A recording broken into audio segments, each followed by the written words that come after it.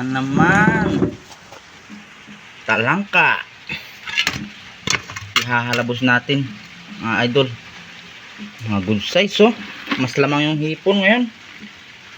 Naubos natin yung talangka. Uy, nagkasama natin.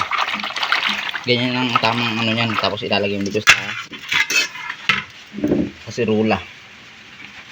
Mga good size, oh. Yung isa nadaganan ko ng balisasa. May tama sa likod. Ayan. Ayan, ganyan kalalaki yung talangka dito sa amin. Kaya ilog ng Tayaaw. Ayan, oh. Bihira yung maliliit dito ng talangka. Puro ganito. Ayan, mga ganong kalalaki. Oh. Tsaka puro ano siya. Madalang babaeng talangka. Puro lalaki. Ayan, oh. Ayan. Ganong kalalaki yung mga sipit niya, no? Ilang piraso lang, ilang kilo na agad. Hindi kagaya sa mga babae yung talangka. Maliliit.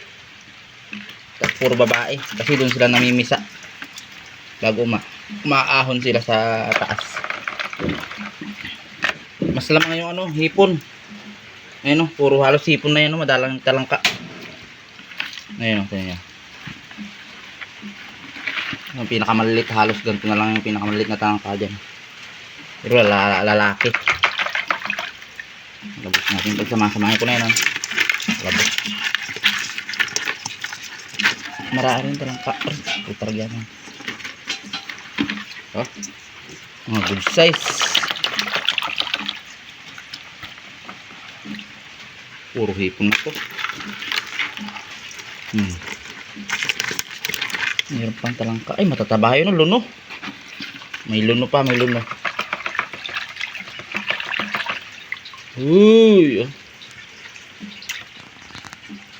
Ayan, dami, oh. Pero mga idol, yung hipon naman na yung linisin natin. Mga buhay na buhay, ano? Oh. Alive na alive, mga sipitan, oh.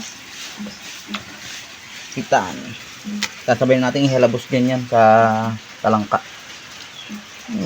Oh. Alive na alive. Uy. Uy, lumulundag-lundag pa, oh. Sarap nito sa suka. Sa sausawan. Mga boy pala ito, mga idol. Oh, ang dami, oh. Ang dami yan. Puro hipon na ito, natira na ito. Ito nyo. Oh. Oh. Ito, ang dami.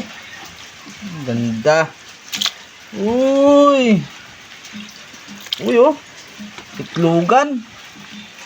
Itlugan. Oh, mga itlugan, oh. Itlugan.